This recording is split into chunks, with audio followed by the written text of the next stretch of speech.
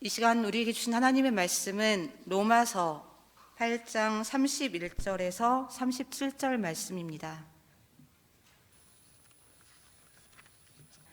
그런즉 이 일에 대하여 우리가 무슨 말 하리요? 만일 하나님이 우리를 위하시면 누가 우리를 대적하리요?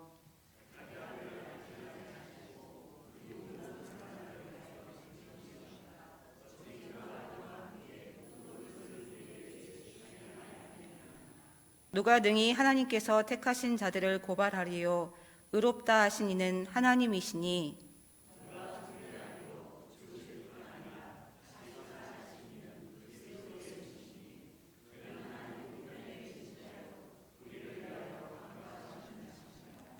누가 우리를 그리스도의 사랑에서 끊으리요? 환난이나 공고나 박해나 기근이나 적신이나 위험이나 칼이랴.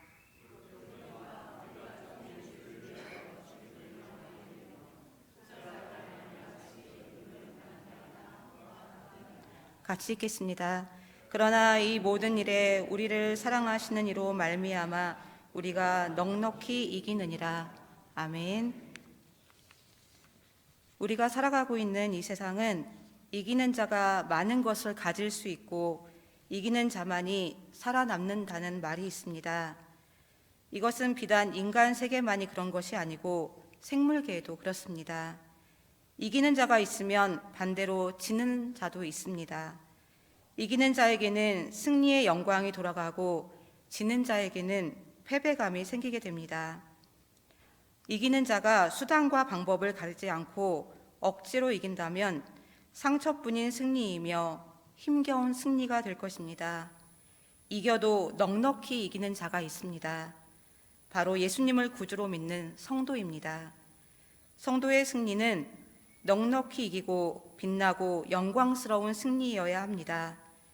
그렇다면 삶 속에서 넉넉히 이기는 승리하는 삶의 비결은 무엇인지 본문 말씀을 통하여 깨닫고 은혜 나누기를 원합니다. 첫 번째, 하나님 편에 설 때 승리하게 됩니다. 본문 31절 말씀을 보면 그런즉 이 일에 대하여 우리가 무슨 말 하리요? 만일 하나님이 우리를 위하시면 누가 우리를 대적하리요? 라고 말씀합니다. 우리가 넉넉히 이길 수 있는 비결은 우리에게 있는 것이 아니라 하나님께 있음을 알 수 있습니다. 하나님께서 버리시면 패하고 하나님께서 함께 하시면 이기는 것입니다. 이스라엘 백성들의 삶을 보면 알 수 있습니다. 하나님이 이스라엘 백성들과 함께 하시면 어떠한 상황에서도 이스라엘 백성들은 언제나 이겼으나 하나님이 이스라엘 백성들을 버리시면 패하고 말았습니다. 열왕기와 6장에도 이와 같은 사건이 있었습니다.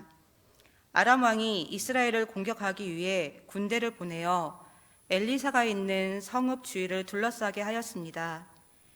엘리사의 사환 게하시가 아람 군대를 보고 겁을 먹고 떨면서 선생인 엘리사에게 말하기를 지금 아람의 군대가 수많은 군사력과 막대한 병거로 성을 완전 포위했다고 말하였습니다. 이에 엘리사는 게하시에게 두려워하지 말라, 우리와 함께한 자가 그들과 함께한 자보다 많으니라 라고 말합니다. 이어 하나님께 기도한 내용이 열왕기하 6장 17절에 기록되어 있습니다. 기도하여 이르되 여호와여 원하건대 그의 눈을 열어서 보게 하옵소서 하니 여호와께서 그 청년의 눈을 여심해 그가 보니 불말과 불병거가 산에 가득하여 엘리사를 둘렀더라 말씀합니다. 기도가 마치자 바로 영적인 눈이 밝아진 게하시는 불말과 불병거가 산에 가득하여 엘리사를 둘러싼 것을 보게 됩니다. 그뿐 아니라 아람 군대가 엘리사를 공격해 올 때 하나님께서는 아람 군인들의 눈을 멀게 하셨으므로 저들은 방향을 알지 못하고 갈팡질팡하다가 적진 사마리아 성으로 들어갑니다. 그때 하나님께서 아람 군사들의 눈을 열어서 보게 하자 저들은 깜짝 놀라며 떨게 됩니다. 이스라엘 군대가 자신들을 완전히 포위하고 있었기 때문입니다. 그들은 독에 갇힌 쥐와 같이 이스라엘 군대의 칼에 모두 죽을 운명이 되었지만 엘리사는 자비를 베풀어 그들을 물과 떡으로 대접하여 돌려보냅니다. 그 후 아람 군대가 다시는 이스라엘 땅에 들어오지 못하였습니다. 이스라엘 군대가 강한 힘을 가진 아람 군대를 이길 수 있었던 것은 하나님께서 함께 하셨기 때문입니다. 하나님께서 엘리사의 편이 되셨기 때문입니다. 하나님은 하나님의 사람, 믿음의 눈을 가진 사람과 함께 하시며 힘이 되어 주십니다. 스바냐 3장 17절 상반절 말씀을 보면은 너희 하나님 여호와가 너희 가운데 계시니 그는 구원을 베푸실 전능자이시라 말씀합니다. 하나님께서 소년 다윗의 편이 되어 주셔서 블레셋의 명장 골리앗을 물맷돌로 이길 수 있었습니다. 그 후 다윗은 전쟁에 나갈 때마다 백전백승을 하였습니다. 사무엘하 8장 6절 말씀 가운데 하반절 말씀을 보면은 다윗이 어디로 가든지 여호와께서 이기게 하시니라 라고 말씀합니다. 삶을 살아갈 때 지식, 계획 모두 중요합니다. 그보다 더 중요한 것은 하나님을 내 편에 모시는 믿음, 하나님을 의지하는 믿음입니다.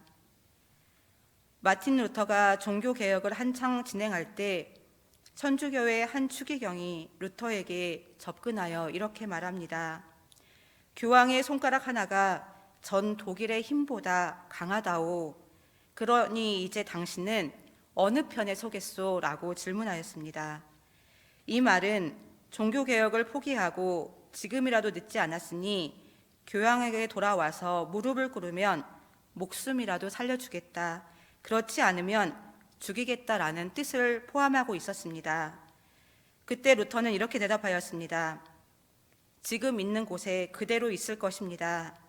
내가 지금 있는 이곳은 전능하신 하나님의 손 안에 있습니다. 라고 말하였습니다. 루터가 종교개혁을 성공할 수 있었던 것은 하나님의 편에 섰기 때문입니다.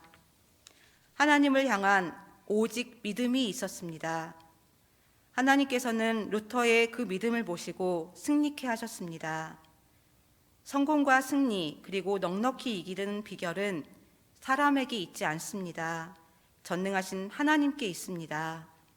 우리 모두 전능하신 하나님의 편에 서며 하나님을 의지하면 승리하는 삶을 살아갈 수 있습니다. 다윗과 함께 하시는 하나님께서 오늘 우리가 어디로 가든지 함께 하시며 이기게 하실 줄 믿습니다. 두 번째로 부활의 주님을 모시고 살아갈 때 승리하게 됩니다. 본문 34절 말씀을 보겠습니다. 누가 정죄하리요 죽으실 뿐 아니라 다시 살아나신 이는 그리스도 예수시니 그는 하나님 우편에 계신 자요 우리를 위하여 간구하시는 자시니라. 아멘.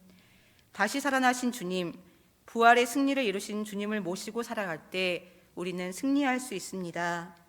사도 바울은 고린도전서 15장 55절에서 57절에 이렇게 말합니다.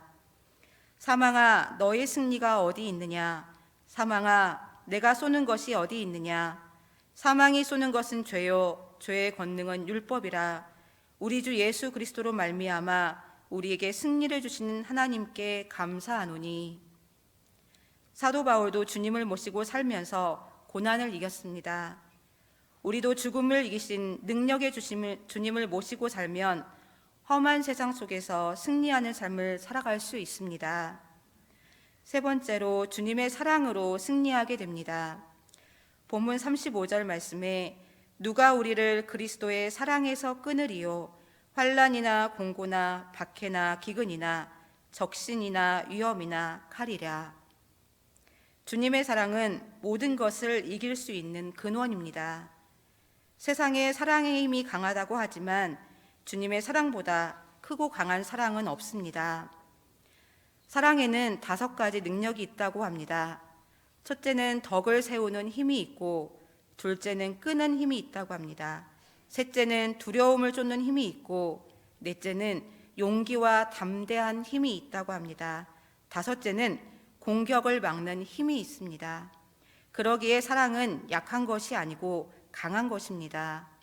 사랑은 능력이 있습니다.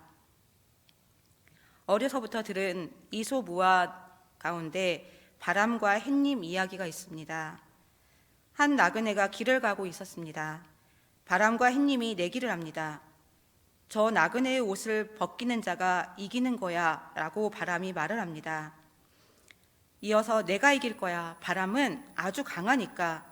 바람이 강하게 바람을 일으킵니다. 강하게 바람을 일으킬수록 나그네는 옷을 더 꼭 붙잡고 벗겨지지 않도록 몸에 감쌉니다. 바람은 포기하지 않고 더욱 강한 바람을 일으킵니다. 바람이 더욱더 강해질수록 나그네는 옷을 더 붙잡고 꽁꽁 싸맬 수밖에 없었습니다. 힘이 빠진 바람이 햇님에게 말합니다. 나는 이제 힘을 다했으니 너가 한번 해보라고. 이에 햇님은 웃으면서 기온을 천천히 오르게 합니다. 기온이 오르니 나그네는 꽁꽁 싸맨 옷을 조금씩 풀기 시작하였습니다. 햇님이 계속해서 기온이 오르게 하자 나그네는 뜨거움을 견디지 못해 옷을 벗게 되었습니다. 나그네의 두터운 외투를 벗어버리게 한 힘은 바람이 아니라 따뜻한 햇님이었습니다. 사람을 변화시킬 수 있는 것은 이처럼 따뜻한 사랑입니다. 예수 그리스도의 사랑으로 사울이 변화되어 바울이 되어 주님의 일꾼이 되었습니다.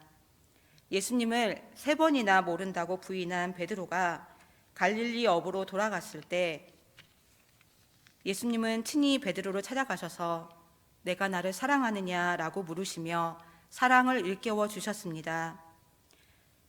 주님의 사랑에 감격한 베드로는 이후 주님을 위해 삶을 살다가 순교하는 사도가 될 수 있었습니다. 성도 여러분, 성도로서 승리하는 삶을 살아가려면 우리는 어떻게 해야 합니까? 하나님 편에 서야 합니다. 죽음을 이기고 부활하신 주님을 모시고 살아가야 합니다. 예수 그리스도의 사랑으로 살아가야 합니다. 승리자로서 빛난 영광의 삶을 살아가기 위해 전능하신 하나님을 의지하시기 바랍니다. 전능하신 하나님의 능력을 믿으시기 바랍니다. 능력의 주님을 내 마음에 모시면 우리가 실패하여도 예수의 이름을 힘입어 다시 일어설 수 있습니다. 예수님을 바라보는 사람, 예수님만으로 만족하는 사람에게 승리하는 삶을 살도록 이끌어 주십니다.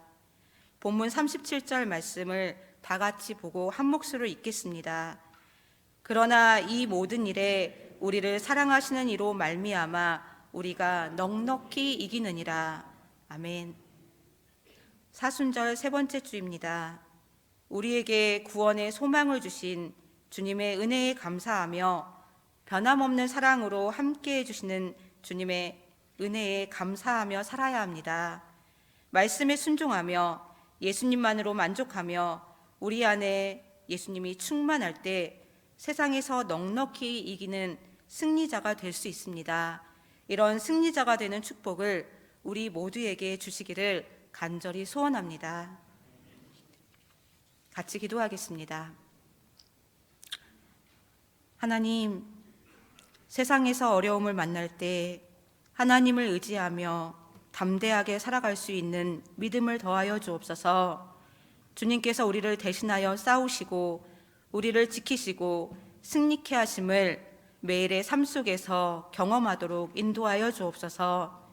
세상은 하나님의 주권 아래 있음을 늘 기억하게 하시고 능력의 하나님의 이름을 찬양하며 살아가도록 인도하여 주옵소서. 교회 공동체와 성도들의 삶 가운데 하나님의 은혜를 더하여 주옵소서. 우리를 넉넉히 승리케 하시는 주님께 감사를 드리오며 예수님의 이름으로 기도드립니다. 아멘.